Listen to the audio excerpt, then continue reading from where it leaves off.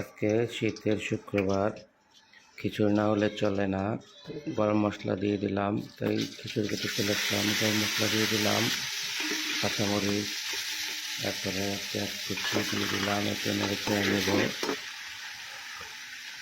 এই যে চাউল দিয়ে দিলাম, ডাল আর চাল একসাথে, খিচুড়ি যেহেতু রান্না হবে একসাথেই কেটে দিয়ে দিলাম। ডাল চালটা একটু ভেজে নেব। এরপর যে একটু রসুন বাটা দিয়ে দিলাম, একটু আদা বাটা দিয়ে দিলাম, ভালো মতো মিক্স করে নেব। আদা বাটা রসুন বাটা দিয়ে চাউল ভালো মতো নেড়ে চেড়ে নিচ্ছি। এখন দিয়ে দেবো হলুদ গুঁড়া, এখন মরিচের গুঁড়া দিয়ে দিব,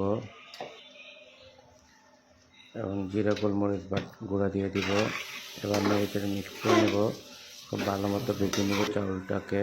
এরপর নতুন আলু দিয়ে দিলাম, নতুন আলু দিয়ে খিচুড়ি। এখন গরুর গোশটা দিয়ে দিলাম, আজকে গরুর গোশ দিয়ে খিচুড়ি রান্না হবে। গরুর গোশ দিয়ে খিচুড়ি অনেক ভালো লাগে আমার। খিচুড়ি বোনা করবো, একদম মাখা মাখা করবো, ভিজা থাকবে না, শুকনো থাকবে না। যে পানি, গরম পানি অ্যাড করে নিচ্ছি।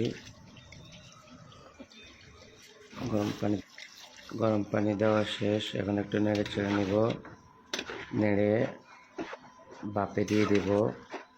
তার আগে একটু টমেটো কেটে রেখেছিলাম, টমেটোগুলো দিয়ে দিচ্ছি, দিয়ে ডেকে দিয়েছি, দমে দিয়েছিলাম। এরপরে একটু নেড়ে চেড়ে দিতে হবে, যেন নিচ দিয়ে পাতিলে না লেগে যায়, কারণ পাতিলে লেগে গেলে অন্যরকম স্মেল আসবে, পোড়া পোড়া স্মেল আসবে, সেটা যেন না আসে। আবারও নেড়ে চেড়ে দিচ্ছি, যেন পাতিলে নিচে না লেগে যায়। এরপর যে আমাদের রান্না শেষ।